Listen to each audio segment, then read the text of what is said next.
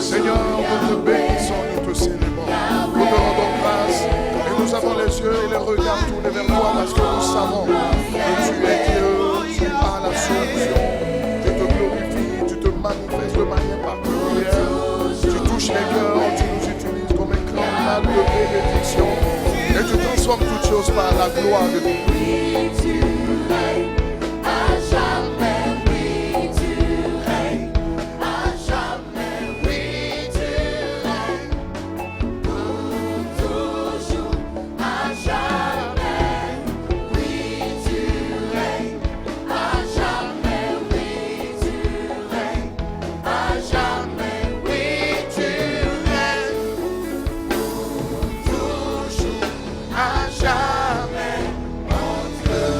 Est-ce qu'on peut acclamer le Seigneur? Est-ce que tu peux pousser des cris de joie pour Jésus? Est-ce que tu peux balancer ta main, célébrer le roi? La Bible dit que lorsqu'il faisait son entrée à Jérusalem, toute la foule criait Hosanna au roi des rois. Alléluia, alléluia. Abashandolo broskenda brandoskende la bosine de l'isa. Seigneur, viens et continue de prendre le contrôle de toutes choses. Seigneur, viens et qualifie les cœurs et qualifie-nous pour ce temps. Que la gloire, l'élévation, la reconnaissance et l'exaltation te reviennent dans le puissant et précieux nom de Jésus. Que quelqu'un dise Amen, qu'il salue son voisin d'à côté. Alléluia. Amen. Amen. Alléluia. Nous voulons d'entrée de jeu bénir le nom du Seigneur pour son serviteur, pour mon père, pour mon pasteur, pour mon coach, pour mon prophète. Je n'en ai pas deux. Le pasteur Mohamed Sanogo. Je veux aussi bénir le Seigneur pour son épouse. Nous bénissons. On acclame le Seigneur, s'il vous plaît. On acclame le Seigneur, s'il vous plaît. Alléluia. Nous bénissons le Seigneur pour la source de bénédiction qu'il est pour nous, pour la nation et pour les nations. Si quelqu'un est d'accord, qu'il dise Amen. Alors, depuis le mercredi dernier, nous avons commencé à aborder un thème. Nous l'achevons aujourd'hui, bien sûr, les prodiges de la parole de foi, n'est-ce pas? Nous apportons ce message de la parole du livre Out of a Book. Et le sous-thème particulier que nous traitons ce matin, c'est « Faisons revivre les ossements desséchés ». Faisons revivre les ossements desséchés. Et lorsque nous parlons des ossements desséchés, nous savons bien c'est quoi c'est les ossements desséchés. Dans le livre d'Ézéchiel au chapitre 37, du verset 1 au verset 3, la Bible nous décrit une scène.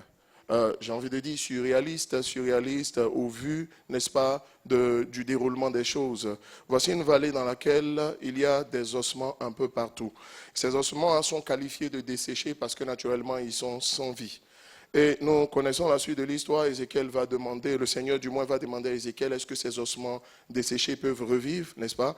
Et Ézéchiel va dire au Seigneur, toi Dieu tu le sais. Le Seigneur dit non. Toi, prophétise. Alléluia. Il dit prophétise. Et quand il a prophétisé, nous savons bien ce qui s'est passé. Les ossements desséchés ont commencé à se raccoler les uns et les autres.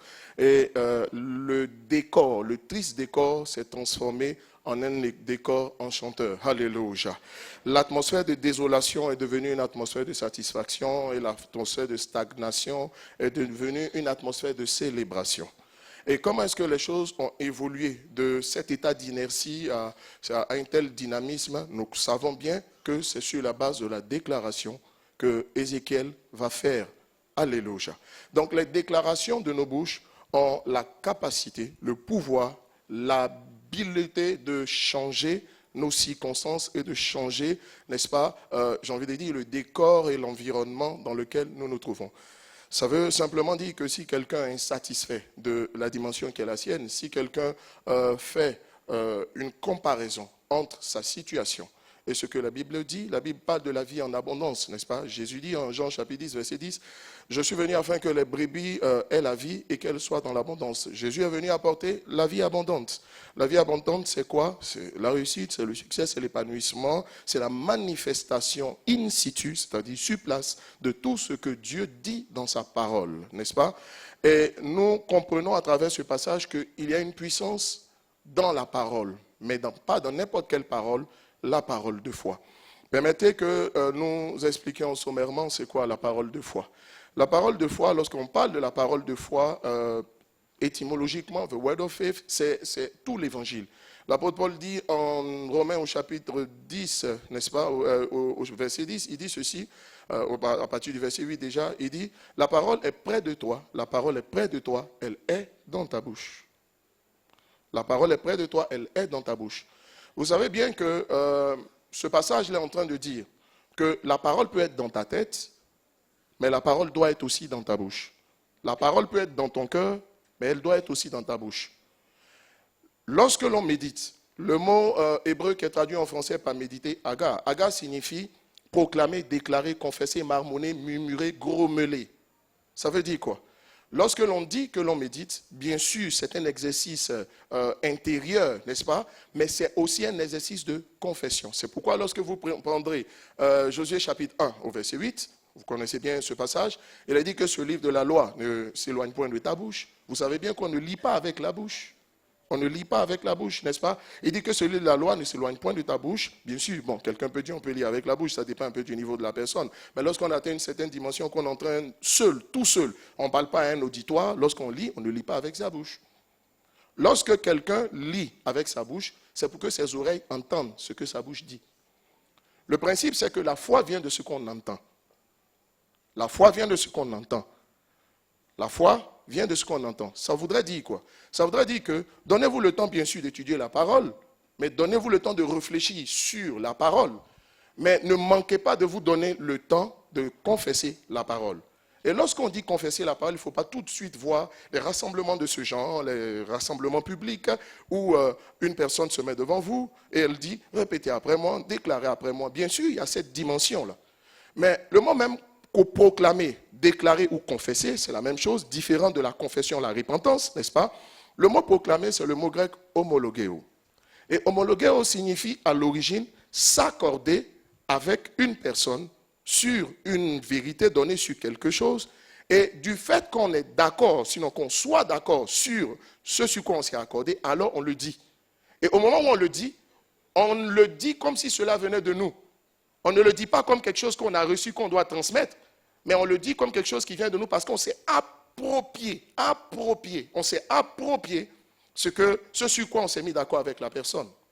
Beaucoup de personnes croient, n'est-ce pas, que lorsqu'on parle de déclarer ou confesser la parole de Dieu, il est question de déclarer ou de dire littéralement ce que la parole de Dieu dit. Non, ce n'est pas forcément littéralement, n'est-ce pas? Vous verrez par exemple qu'un verset dit « 1000 tomberont à mes côtés, 10 000 tomberont à ma droite, jamais je ne serai atteint ». Bon, vous pouvez le déclarer comme ça. Mais sachez une chose, il faut d'abord vous accorder avec Dieu sur cette réalité. Sinon, vous n'êtes pas en train de confesser. Parce que homologuer signifie s'accorder d'abord. Quand on s'accorde, ça veut dire qu'on est d'accord avec la chose. C'est devenu notre réalité. C'est devenu notre vérité.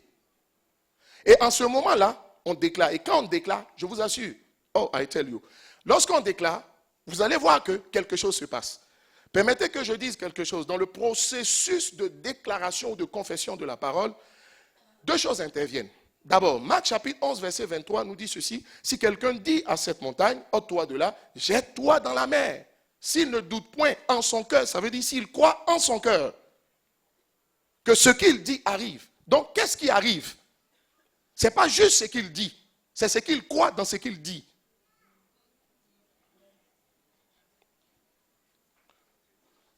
Vous pouvez dire beaucoup de choses que vous ne croyez pas. Il y a une différence entre croire et souhaiter. Souhaiter, c'est le début de croire, mais souhaiter n'est pas croire. Que quelqu'un me dise Amen. Amen. Que quelqu'un me dise encore Amen. Amen. Sinon que quelqu'un dise Amen à Jésus. Amen.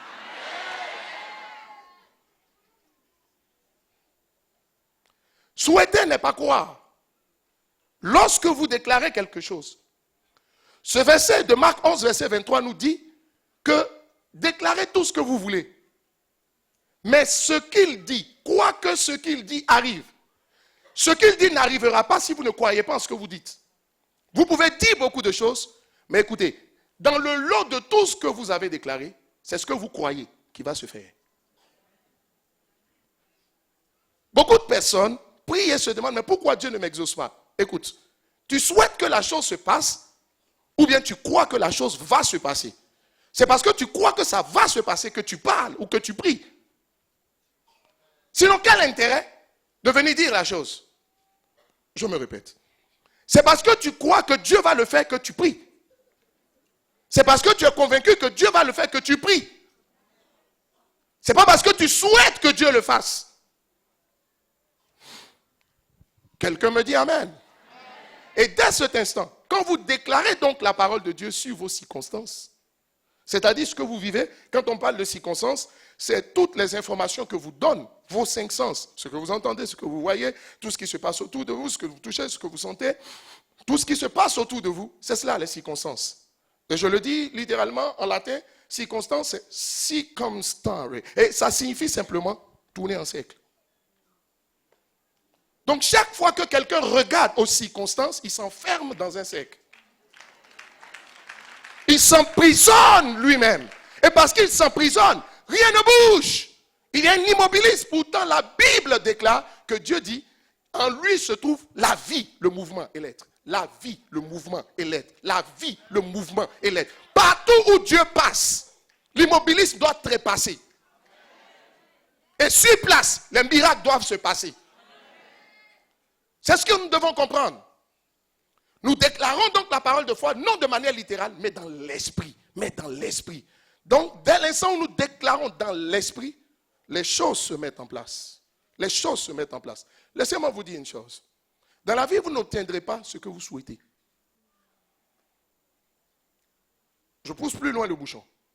Dans la vie, vous n'obtiendrez pas ce que vous pensez que vous méritez d'avoir. Souvent, on pense qu'on mérite certaines choses sur la base, ma qualification, mon diplôme, mon nom, tout ça. Vous n'aurez pas toujours, la vie ne vous donnera pas gratuitement. Out of nothing. Ce que vous voulez. Elle ne vous donnera pas ce que vous pensez que vous méritez. Mais la vie va vous donner 2 choses.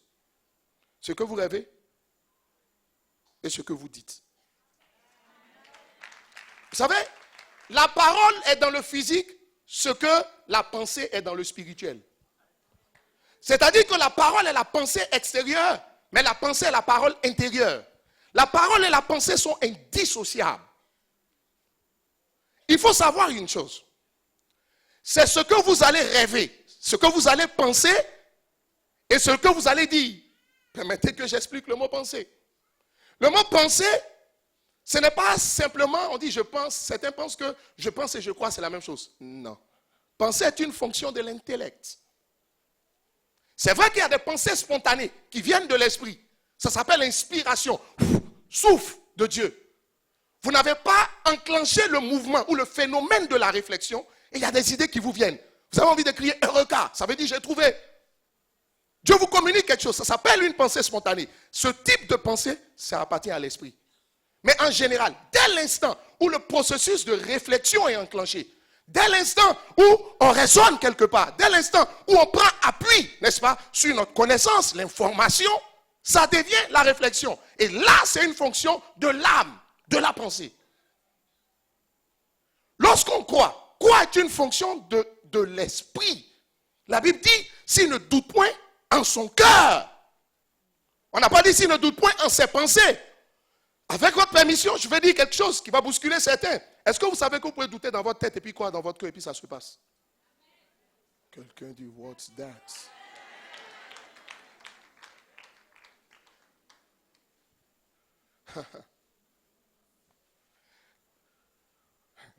Je m'explique. Je le répète. Vous pouvez douter dans votre tête et puis croire dans votre cœur. Et puis la chose se passe. Parce que ce n'est pas la tête qui emmène la chose à se passer.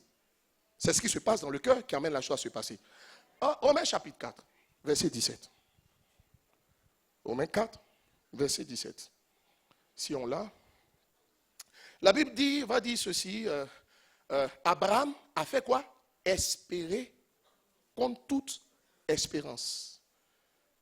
Selon qu'il a écrit, je t'ai établi père d'un grand nombre de nations, n'est-ce pas? Il est notre père devant Dieu, devant celui auquel il a cru, qui donne la vie aux morts et qui appelle les choses qui n'existent pas comme si elles existaient. Si vous allez vous remonter un peu au verset 16, parce qu'avec les versions électroniques, il y a souvent un léger décalage, vous allez voir que la Bible va dire que Abraham a espéré contre toute espérance. Qui a déjà lu cela dans la Bible? Pratiquement nous tous.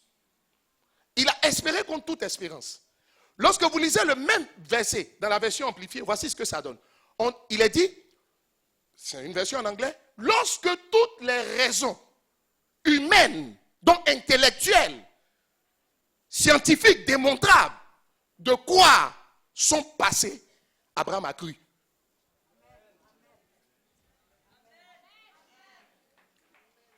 Donc ça veut dire quoi? Les raisons humaines de quoi? D'espérer tout ça. Espérer contre toute espérance. C'est deux espérer. Et dans la version amplifiée, on dit, je crois parce que je sais que, ok, si telle ou telle conditions sont réunies, mon background éducationnel, on va dire d'instruction, tout ça me fait dire que telle chose va se passer. Mais Abraham se trouvait dans un cas où le corps de Sarah était gagné par le temps. Son corps aussi témoignait du poids des uns.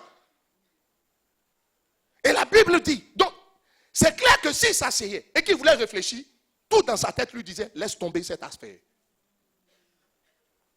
Il était mélangé dans sa tête, mais il croyait dans son cœur. Il croyait dans son cœur que même quand on pense que tout est fini, il reste toujours une dernière raison d'espérer. Oh, quelqu'un dit Amen. Dis-moi, dis au Seigneur Amen. Alléluia. Il dit, et moi je bénis Dieu. La foi n'est pas de la tête, elle n'est pas des sens, mais elle est du cœur. Elle est de l'esprit. Et à partir du moment où elle est de l'esprit, vous n'avez pas besoin de sentir quelque chose. Vous croyez, puis vous croyez. Pourquoi vous croyez? Mais parce que vous croyez. Pourquoi vous croyez? On ne vous a rien dit, vous n'avez rien vu, mais vous croyez. Mais vous savez pourquoi vous croyez? Parce que quelque part Dieu l'a dit. Et que Dieu soit tenu pour vrai et l'homme pour menteur.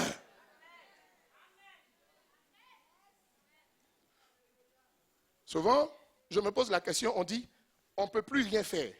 Je dis, wait, attendez. On ne peut plus rien faire de ce que l'homme peut faire, ou bien on ne peut plus rien faire de ce que Dieu peut faire. Aha. Donnez-moi la réponse et qu'on continue cette histoire. Quand les gens disent, c'est fini dans ce que l'homme est capable de faire. Mais ce n'est pas encore fini dans ce que Dieu peut faire. Et ça ne finit jamais. Ah! Même si je ne comprends pas ce qui se passe, ça ne se passe pas parce que je comprends. Laissez-moi vous poser une question. Quand tu prends un comprimé d'aspirine et que tu le bois parce que tu as mal à la tête, tu sais où il passe? Les médecins se posent la question. Tu te poses la question de savoir où il rentre? On t'a dit ce médicament-là, ce comprimé, si tu le prends, tu vas être guéri. Tu le prends, tu guéris. Tu dis, mais tu t'assois pas pour dire, mais comment ce comprimé va me guérir? Si je n'ai pas fini de m'expliquer que ça peut me guérir, ça va être difficile que je prenne ce comprimé. Tu sais quoi? Si tu es bien malade, tu vas prendre. Dis-moi Amen. Oh, dis Amen à Jésus. Mon Dieu. Où ça rentre, ce n'est pas un problème. Lorsque je me lève, que je prends ma voiture, je ne me pose pas la question de savoir où le carburant que j'ai mis dans la voiture, dans quel circuit il passe. J'ai un souci, je veux me déplacer. J'ai un souci, la parole de Dieu doit s'accomplir dans ma vie. Donc comment ça va faire pour s'accomplir? Mon ami, que le mécanicien s'en occupe. Mais, attendez, laisse Dieu être Dieu. Que Dieu soit Dieu et que l'homme soit l'homme. C'est pourquoi la Bible dit que Dieu doit être tenu pour vrai. Que Dieu soit Dieu. Chacun fait son boulot. Le boulot, ton boulot, ce n'est pas de savoir comment ça va se passer. S'il vous plaît, la plupart du temps, le doute naît du fait qu'on veut comprendre comment ça se passe. Mais diable, ce n'est pas ton boulot. It's not your duty. Ça ne te concerne pas. On aime souvent dire aux gens, occupe-toi de tes affaires. Occupe-toi de tes affaires. Tes affaires, c'est de quoi? Les affaires de Dieu, c'est d'emmener ce que tu crois se réaliser. Dis-moi amen. Sinon, dis amen à Jésus. Alléluia. Quand toutes ces choses sont bâties en vous, la foi n'est pas une affaire d'émotion. La foi est dans le spirituel, ce que les muscles sont dans le physique. Quand tu es musclé, tu sais que tu es musclé. Tu ne penses pas que tu es musclé.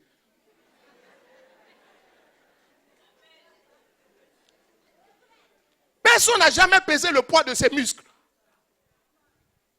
Envoyez les situations seulement. Envoyez quelque chose à soulever. C'est là que vous saurez que vous avez des muscles. De la même façon, vous n'allez pas peser le poids de votre foi, mais vous allez voir votre foi en action. Parce qu'une foi qui n'agit pas est une foi qui est stérile. La Bible dit en Jacques chapitre 2, verset 14.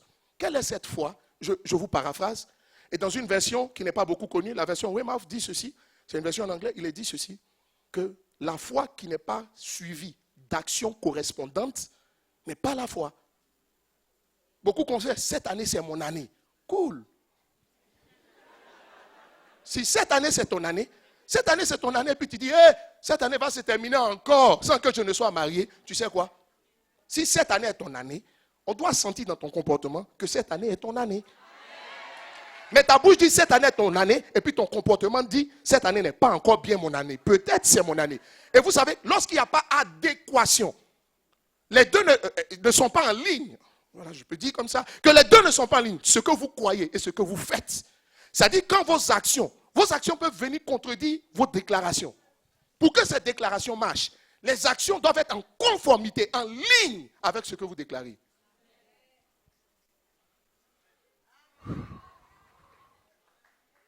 Que quelqu'un dise amen. Qui croit que cette année est son année?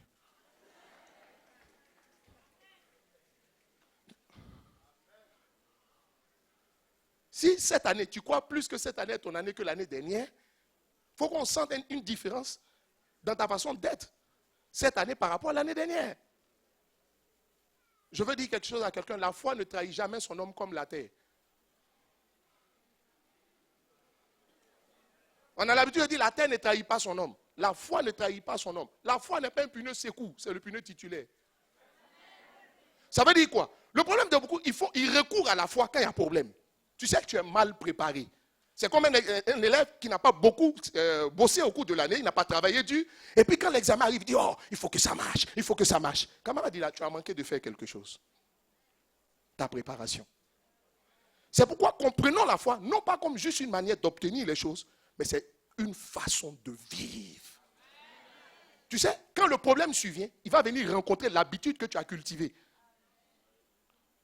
Et c'est l'habitude que tu as cultivée qui va faire la différence. Si tu veux, dis avec moi, je suis plus que vainqueur. Par celui qui me fortifie. Mais tu sais quoi, quand le problème survient, il y a certains qui disent, je suis moins que vainqueur. Sinon, je suis plus que vainqueur. Tu sais ça? Mais pourquoi tu ne peux pas le dire quand le problème vient? Tu n'en as pas l'habitude. Tu n'en as pas cultivé l'habitude. Et c'est pourquoi je vous dis, en fait, il y a deux. Les confessions, dans le processus de la foi, il y a deux types de confessions que vous faites. Il y a un type de confession que vous faites pour vous-même, pour faire monter le niveau de votre foi. Et il y a un autre type de confession que vous faites pour amener la chose à se réaliser. Parce que le principe, vous devez déclarer ce que vous croyez. Il arrive des moments, quand, vous savez, j'aime souvent, quelquefois, on va dire souvent, être seul. Parce que quand je suis seul, je peux dire ce que j'ai envie de dire. J'ai dit, au nom de Jésus. La terre a eu le plaisir de me connaître et de me rencontrer. Je marquerai ce temps. Je ne mourrai pas sans que les promesses de Dieu ne se réalisent dans ma vie. J'irai de gloire en gloire, de mieux en mieux. Celui qui doit m'arrêter, il n'est pas encore né. Vous savez, notre bonjour du français, en hébreu, c'est shalom. Mais shalom, ça ne veut pas dire bonjour. Ça veut dire comment tu vas. Ça veut dire tu vas bien. Donc quand il se dit shalom, shalom, ça veut dire je vais bien, je vais bien. Ceux qui n'ont pas compris ont l'impression, c'est une déclaration. Quand il dit shalom, ça veut dire je vais bien. Je vais bien. Tout va bien. Dans le meilleur des mondes. Jésus est Seigneur. Il est assis sur son trône. Il n'a pas déménagé et il ne risque pas de le faire. Parce qu'en lui, il n'y a aucun changement, ni aucun nombre de variations. Ça veut dire quoi? Il reste le même. Et je dis, aussi longtemps que Jésus est assis sur son trône, il n'y a rien ici-bas. Tout va bien. Dis à ton voisin, tout va bien. Ce que tu dis et ce que tu rêves, voici les deux choses qui vont faire la différence. Maintenant, je vais vous expliquer que ce n'est pas juste dire quelque chose en passant. Il y a des personnes qui déclarent des paroles, mais c'est pour aujourd'hui. Demain, ce sera autre chose. Sur le même sujet.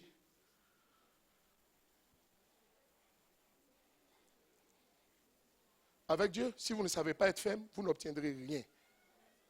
Parce qu'en réalité, les circonstances viennent pour vérifier si vous tenez vraiment à la chose. La raison pour laquelle le problème est venu, c'est parce que tu dis, Genèse chapitre 3, sinon chapitre 11, verset 6. Genèse chapitre 11, verset 6. Je vais accélérer. Genèse 11, verset 6, l'histoire de la tour de Babel, que vous connaissez bien. La Bible va dire ceci dans ce passage, que l'Éternel dit, voici, ils forment un seul peuple et ont tous une même langue. Ils ont tous une même langue. Ça veut dire qu'ils ont tous une même langue. Ce qu'ils disent aujourd'hui, ce qu'ils confessent les jours pairs, c'est la même chose qu'ils confessent les jours impairs. Ça veut dire ce qu'ils confessent quand tout va bien. C'est la même parole qu'ils confessent quand tout va mal. Et je t'expliquerai que la capacité à pouvoir confesser la même chose quand ça va et quand ça ne va pas vient d'une qualité. Tout dépend de qu'est-ce que tu vois, quel genre de Dieu tu as. Qu'il illumine les yeux de nos cœurs. Il parle de quoi? Des yeux de la foi. Afin que nous comprenions, to comprehend, quelle est l'espérance qui s'attache à son appel. Et quelle est envers nous qui croyons l'infinie grandeur de sa puissance se manifestant avec efficacité par la vertu de sa force. Comment tu regardes? Avec quel yeux? Avec quels yeux tu regardes? Et qu'est-ce que tu vois? Ce que tu regardes va déterminer ce que tu vas voir. Quelqu'un dit Amen. Quelqu'un dit Amen. Dis à ton voisin, je ne me laisserai pas faire. Alors dans ce passage, la Bible va dire que même Dieu dit dans ce passage de Genèse chapitre 11, verset 6, que rien ne les empêchera de faire ce qu'ils ont projeté. N'est-ce pas? Le mot projeter signifie rêver, imaginer. Ça veut dire quoi? Lorsque quelqu'un a un rêve, qu'il est ferme sur son rêve, qu'il s'attache à son rêve, en dépit des circonstances, qui viennent pour tester s'il tient vraiment au rêve qu'il a. Tout vient pour un but. Tout vient pour un but. Est-ce que lorsque la situation devient tough, difficile, ton rêve change ou bien tu le revois à la baisse? Si tu es quelqu'un qui change, Dieu va te donner le temps d'affermir ton rêve en toi. Quand ton rêve sera ferme, il reviendra pour que vous reparliez de la même histoire. Il dit, tu sais, il faut qu'aujourd'hui, il s'assoit, il dit, tu dis, je sais qu'en Christ j'ai le meilleur, j'aspire au meilleur, je reçois le meilleur. Super! Il n'y a jamais eu un élève qui est passé en classe supérieure sans être testé.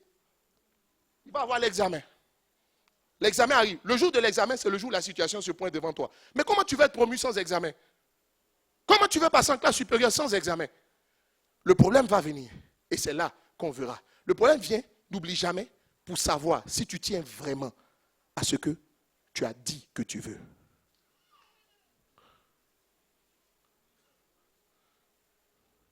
Donc le problème ne vient pas pour arrêter ton rêve.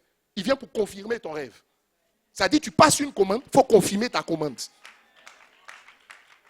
Une structure sérieuse va te demander de confirmer ta commande avec tout un ensemble de conditions que tu remplis pour dire, ok, si telles conditions sont remplies, alors votre demande est confirmée et alors on peut vous livrer. Quand quelqu'un rêve, c'est comme quelqu'un qui fait une réservation d'un billet d'avion.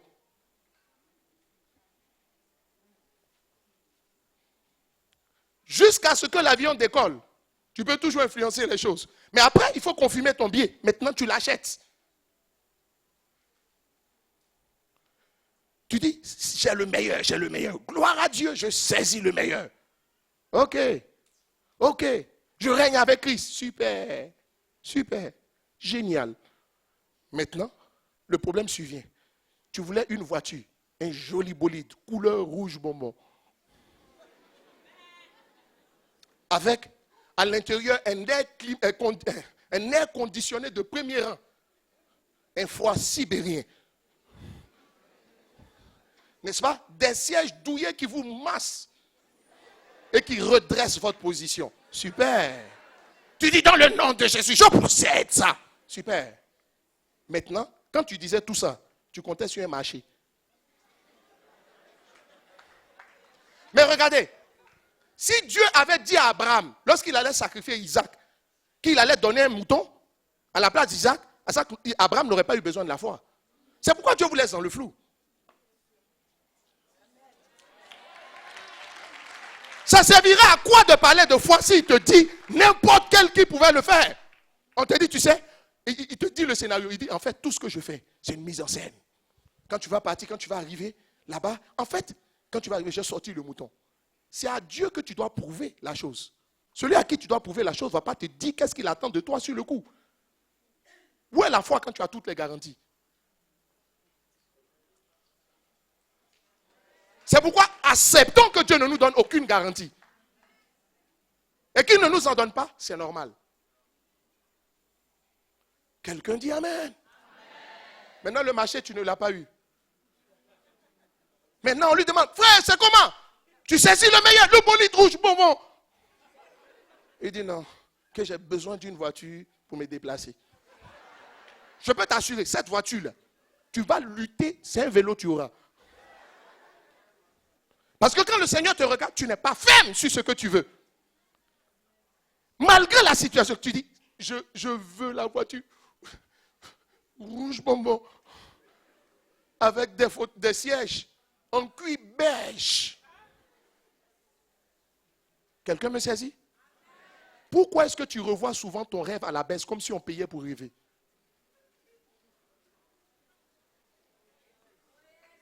Laissez-moi vous expliquer pourquoi Dieu ne fait aucune différence entre le riche et le pauvre. Parce que ce qu'il faut pour changer de dimension, le pauvre aussi a ça à sa disposition. Sa parole, ses pensées. Or, le problème, le pauvre rêve à la dimension du pauvre.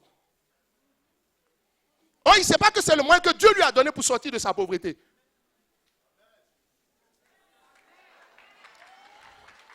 Si je prends deux personnes de rang social différents, que je les amène ici, et puis je dis, parlez-moi de votre rêve. Vous allez voir que... Pourquoi je vais loin? Il y a un frère qui était avec nous à l'église. Dieu a ouvert les portes, il est allé en Chine. Et lorsqu'il est survenu le problème, il y avait eu un problème au Congo-Brazzaville. Je crois qu'il y a eu une explosion à côté d'une caserne militaire. Le frère travaille avec le jeune, il est devenu milliardaire. Je vous assure. Il est tombé sur le marché. Mais vous savez, à force d'être là-bas et de manipuler de gros chiffres, il me dit, pasteur, tu sais, surtout quand ça va faire 4 milliards. Hein. Je le regarde, je dis, mais... Il a une façon de dire 4 milliards de manière sereine. Comme une maison inachevée. Ou bien comme un Mauritanien qui dit qu'il n'y a pas monnaie.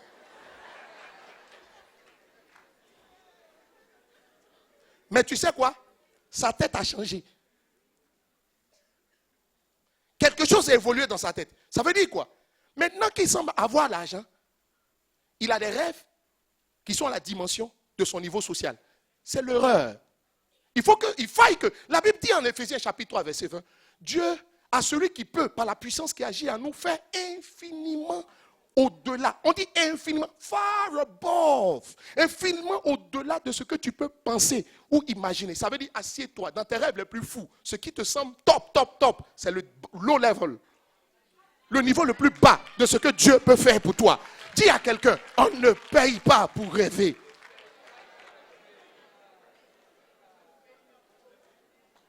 Dis à quelqu'un, le rêve est permis.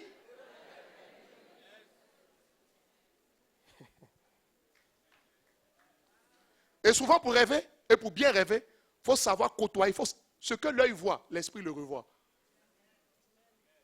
Donc souvent pour mieux focaliser ton attention, Dieu prend Abraham, il le met au bord de la mer, il dit compte le grain des sables. Il lui dit regarde les étoiles. Bon, je bénis Dieu. Les étoiles brillent mieux dans le noir. Quelqu'un dit Amen. Dieu est en train de lui dire, tu sais, je te donnerai ce que tu admires. Je te donnerai ce à quoi tu rêves. Dieu voulait le faire rêver. Donc ça veut dire que quand tu veux changer de dimension, pour vivre quelque chose que tu ne vis pas encore, si tu es dans le ministère que tu veux, mon gars, va regarder des vidéos qui ressemblent à ton rêve. Ce que tes yeux ont vu, ton esprit va le revoir. Et ça va devenir normal pour toi. Dis-moi Amen. Est-ce que vous savez que quelqu'un qui est dans une telle assemblée, quand il voit un rassemblement de 10 000 personnes, ça ne lui fait rien? Mais quelqu'un qui est dans une église de 15 personnes, Quand il voit ça, il dit, waouh! C'est la puissance de ce que tu vois. Souvent, bouge. Côtoie des gens qui ont la dimension à laquelle tu aspires. Côtoie, mets-toi dans des environnements. En général, quand les gens sont pauvres, on lui dit, tu sais, Quadio, il ne faut pas aller dans le coin là, c'est le coin des riches. Mais comment Quadio va sortir de la galère si Quadio ne va pas dans le coin où on voit les choses? Oh, que quelqu'un dise à Jésus, Amen. La Bible dit, le rêve vient de la multitude des pensées. Ça dit, quand tu as vu beaucoup de choses, tu rêves mieux. Ce que tu rêves, ce que tu dis. Maintenant, ce que tu dis, de quelle manière? Josué chapitre 1, verset 8 dit que ce livre de la loi ne s'éloigne point de ta bouche. Il dit quoi? Médite-le, méditez Josué, Agar, proclame, déclare. Déclare-le jour et nuit, jour et nuit, jour et nuit, jour plus nuit, ça fait chaque 24 heures. Les bons moments où Dieu te parle de prospérité, c'est quand tu es dans la galère. C'est quand tu es au creux de la vague que Dieu dit, je vais te rendre grand. Quand tu regardes d'où tu vas partir. Et tu vois les géants que tu vas devoir affronter. Mais vous savez, moi je bénis Dieu. Ce que Dieu dit, il le fait. Il n'a pas besoin de l'aide ni du conseil de personne pour réaliser ce qu'il a fait. C'est pourquoi je vais dire quelque chose à quelqu'un. Toutes les prophéties qui ont été déclarées sur ta vie, je déclare à l'instant même que tout se met en place pour que les choses changent. In the name of Jesus. Si Dieu comptait sur toi pour réaliser la chose, depuis ça n'allait jamais voir le jour.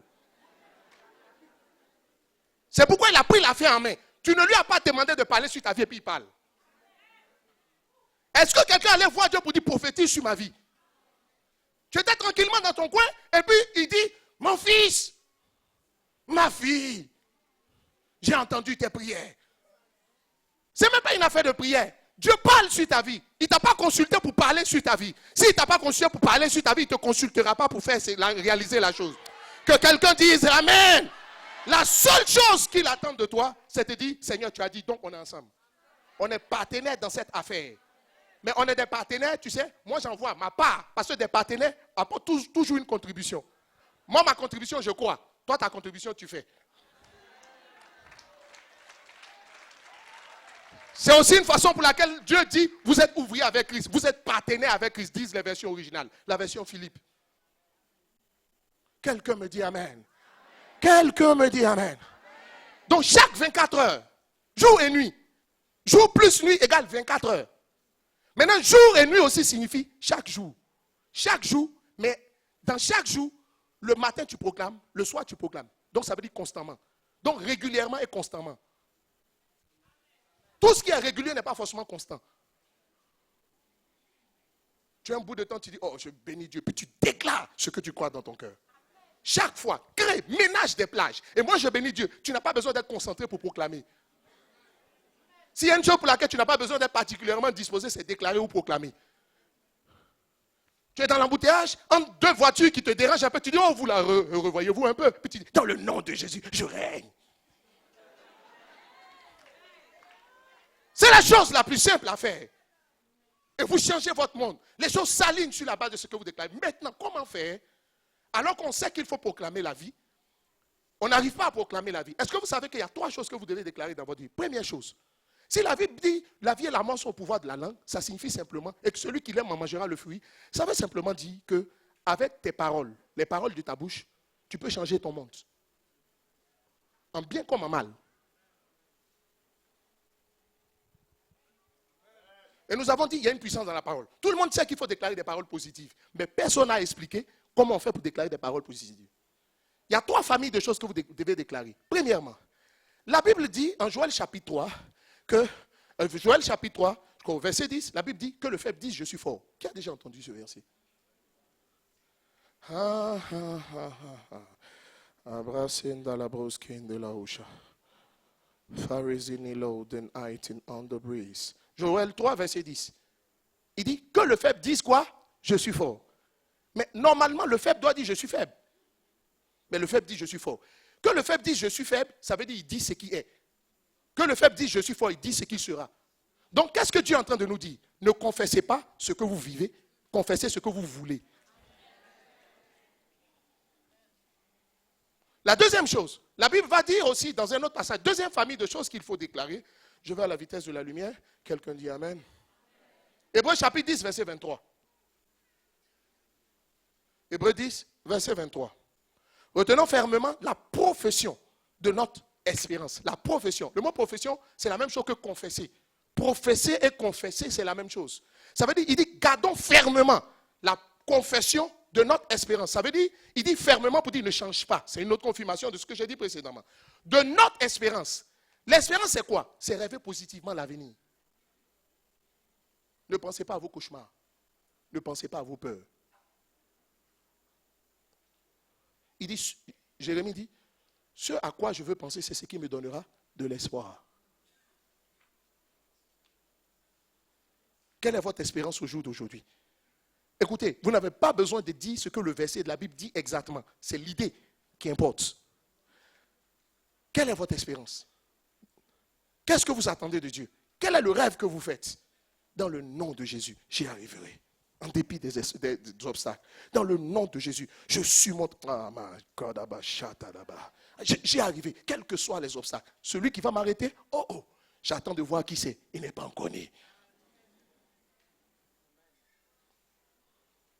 Même si je suis faible, j'y arriverai. Même si je n'ai rien, moi je bénis Dieu. Parce que ce n'est pas à partir de ma grande richesse que Dieu pourvoit, mais Dieu pourvoit à partir de sa richesse à lui. Donc je peux être pauvre et puis avoir le statut et les moyens qu'il faut pour réaliser ce que je veux. Pourquoi? Parce que ce n'est pas pourvu et financé à partir de moi, c'est financé à partir de la BCRC. Banque centrale du royaume des cieux. Quelqu'un dit Amen. J'ai un projet de 15 milliards, ce n'est pas un souci. Dieu m'a-t-il parlé? Oui. Ce dans quoi je suis, suis-je partenaire avec Dieu? Oui. Le financement, Dieu s'en chargera.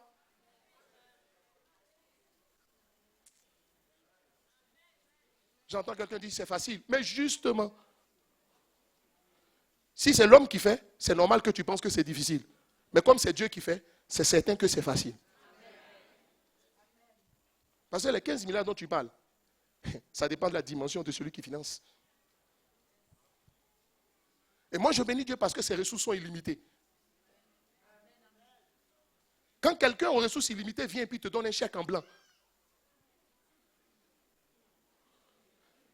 il y a certains qui vont, ça dit, quelqu'un qui est prêt, qui est un rêveur, le rêve attendait le chèque. Je ne parle pas de celui que le chèque trouve. Et puis il dit, bon, on fait quoi maintenant? La provision pour en faveur de la vision.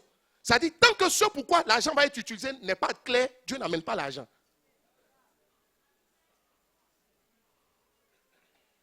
Il n'a pas envie de prolonger la longue liste des personnes qui se sont perdues de par la bénédiction. Sa bénédiction, elle enrichit, elle n'est suivie d'aucun chagrin. Il y a des moments où vous forcez des choses, vous priez, vous jeûnez, vous criez à Dieu, et puis ça ne se passe pas. Si elle tâte, attends là, il n'y a pas un autre remède. Si on dit attends, attends. Quelqu'un dit Amen. Quelqu'un dit Amen. Avec Dieu, on va toujours de gloire en gloire. Si vous avez l'impression que Dieu vous a monté, et puis dans le Seigneur, Dieu vous a monté, puis vous a stoppé, il faut savoir une chose. Soit vous êtes parti trop vite, soit vous avez manqué, vous avez raté un virage. Il fait toujours progresser les gens. Maintenant, comment parvenir à confesser ce qui est positif, alors que profondément, n'est-ce pas, même quand on veut confesser ce qui est positif, on confesse ce qui est négatif. Je vous en donne les clés. Première clé, regardez avec les yeux de la foi. Regardez avec les yeux de la foi. Comment est-ce que les yeux de la foi, ça fonctionne? 1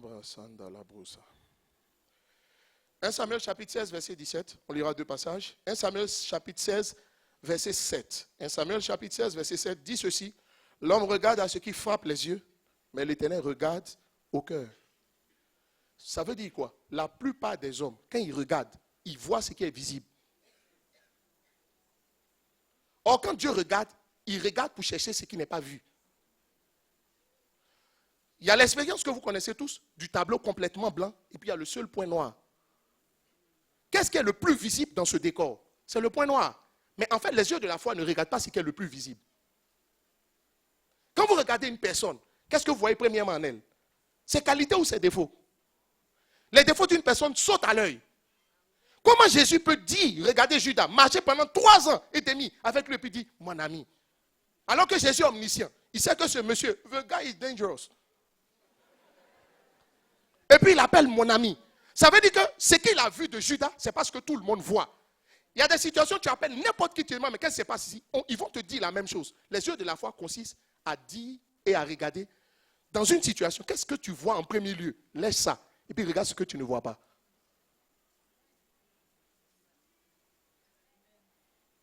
Quelqu'un me suit-il ici dans cette salle?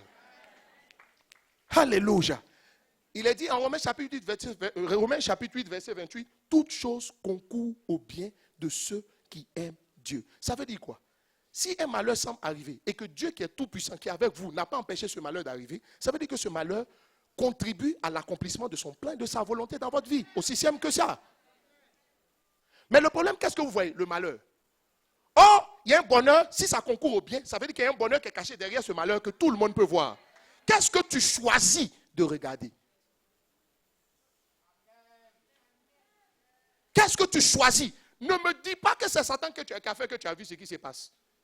Dans un débat de gens sérieux, quelqu'un qui n'est pas invité ne vient pas se mettre. Le débat est élevé. Vous comprenez? Ne ramenez pas. On ne peut pas emmener quelqu'un de sa trempe au niveau du débat, là où le débat est positionné. Quelqu'un dit Amen. Quelqu'un dit Amen. Qu'est-ce que vous choisissez de regarder? Je vous présente le verre qui est à moitié plein. La plupart des gens diront c'est à moitié vide. Et quand vous demandez aux gens comment ça va? Et comment tu trouves? Ils disent c'est pas mal. Il faut dire c'est bien en même temps. Tu sais, le problème de c'est pas mal, tu ne te rends pas compte, tu cherches la faute dedans. C'est une façon d'être qui va te fatiguer quand tu vas devoir exercer la foi. Si Jésus a pu marcher, vous pouvez composer avec n'importe qui.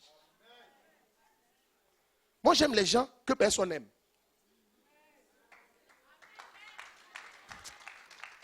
Regardez, si vous avez parmi vos enfants, l'enfant qui vous fatigue le plus, c'est l'enfant qui va vous réjouir des plus demain.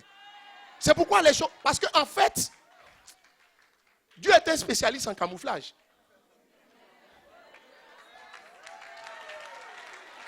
Mais quand tu sais que tu marches avec quelqu'un qui camoufle, et puis ce que tu regardes, c'est ce que tu vois. Quelle est la partie de l'iceberg non visible? C'est là que les choses se passent. Dis à quelqu'un, c'est là que les choses se passent. Qu'est-ce que tu choisis de voir? Pourquoi est-ce qu'on dit, avant de faire des reproches à quelqu'un, parle de ses qualités? En fait, tu ne te rends pas compte. Quand tu regardes ses qualités, c'est un autre regard que tu portes. C'est-à-dire, ces qualités vont t'emmener. Quand tu commences à parler de ces reproches, c'est avec un cœur de compassion et rempli d'amour. Vous ne vous rendez pas compte, mais les gens changent plus quand ils se sentent aimés que quand ils se sentent reprimandés. Qu'est-ce que vous décidez d'observer? Sur quoi décidez-vous de vous focaliser? C'est peut-être un détail pour vous, mais c'est ça qui va faire la différence quand viendra le problème. En fait, c'est ce que tu vois. Regarde, ce que la bouche dit, c'est ce que les yeux ont vu. Je ne vais pas vous dire l'expression triviale qui est employée ici dans ce pays. Ce que les yeux voient, là, c'est ce que la bouche dit, c'est ce que les yeux ont vu. Maintenant, donc dès l'instant où tu changes ce que tu regardes, ce que ta bouche va dire va changer aussi. C'est pourquoi quand un problème vient, tu t'assois puis tu regardes, tu dis, mais Dieu est spécialiste en camouflage. Qu'est-ce qui camoufle ici même? Ça veut dire que ton regard devient un regard de recherche et non un regard de plainte. Et je le répète, c'est ce que vos yeux ont vu. C'est ce que votre bouche va confesser. Ce n'est pas une affaire de je veux confesser. Non, qu'est-ce que tu as vu? Donc si tu veux changer les confessions de ta bouche, change ton regard. Change ce que tu regardes. Change ce sur quoi tu fixes les yeux. Deuxième élément qui nous permet, très rapidement, n'est-ce pas, de pouvoir confesser la vie, n'est-ce pas, au lieu de la mort, c'est une mentalité à avoir des opportunités, donc dans les difficultés. Troisième élément, gardez votre cœur. C'est à partir de votre cœur, c'est-à-dire votre esprit que vous créez et que vous confessez. Gardez votre cœur. Ne soyez pas le genre, faites attention à ce qui rentre en vous. Sélectionnez ce que vous voyez. Sélectionnez ce que vous regardez. Sélectionnez ce que vous entendez. Je n'ai pas besoin. Tu sais, quand tu es dans un challenge, conditionne-toi dans cette période de n'entendre que des choses qui vont dans le sens de ton challenge. Quand on vient de me dire tel ou tel, tu sais quoi? La plupart de tu sais quoi ne se termine jamais bien.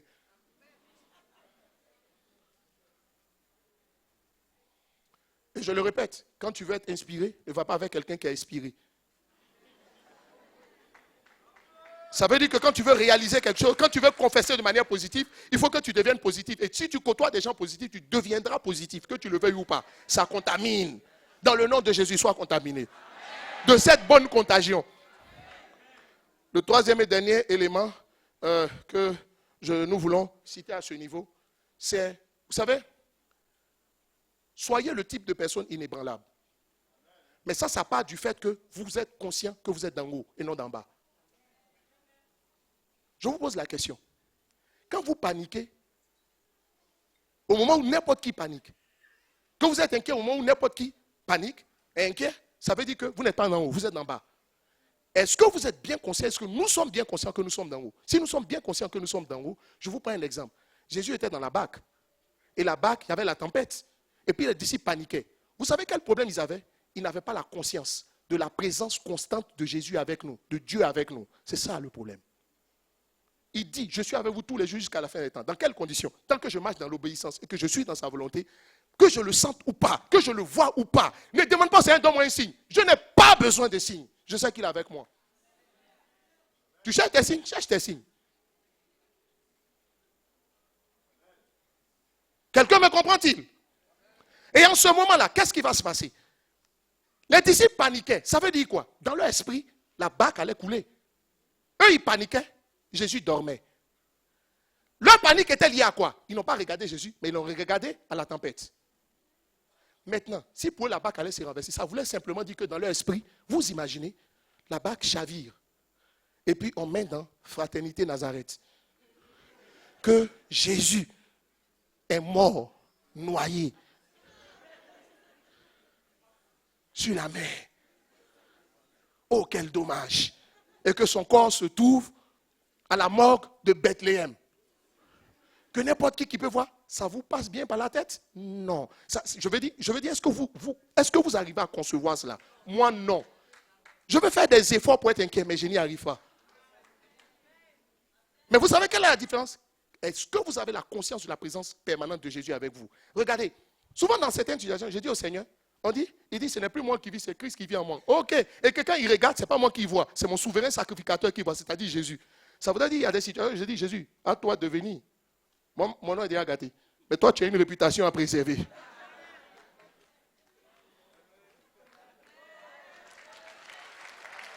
On n'a pas besoin de vous exhorter tout le temps. Est-ce que vous avez cette conscience en vous? Quoi? On dit, la campagne d'évangélisation, Jésus n'y est pas arrivé. Ils ont suscité jusqu'à, ils n'ont pas eu. Et puis Jésus rassemble les disciples. Il dit, chers amis et disciples, l'heure est grave. Il n'y a plus de sous. Ce n'est pas possible. Regardez encore une chose. Si tel est le cas, jamais vous n'allez paniquer. Jamais vous n'allez être inquiet. Jamais vous allez être impatient. Pourquoi? Parce que vous savez que Jésus est avec vous. Il dit ceci. Lorsque je marche dans la vallée de l'ombre de la mort, je ne crains aucun mal.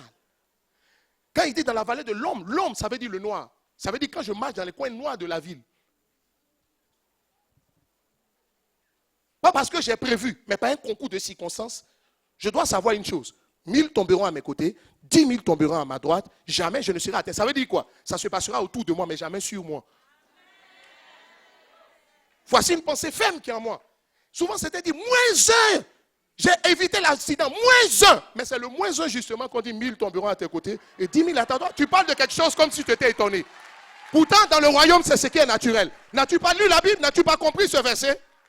1000 à mes côtés, 10 000 à ma droite. Tu dis, non, celui qui est ici à mes côtés là, oh, c'est triste. Hein? Et puis la chose est venue, oh, et puis il a été atteint.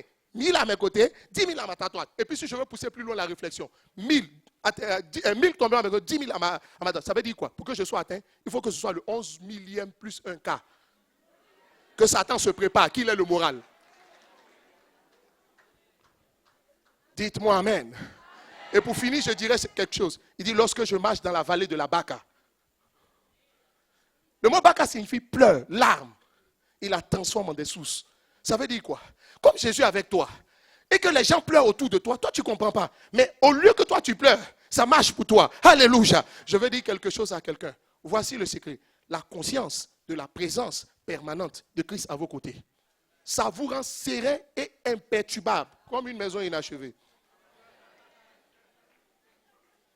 Dis à quelqu'un, du calme. Jésus est au contrôle.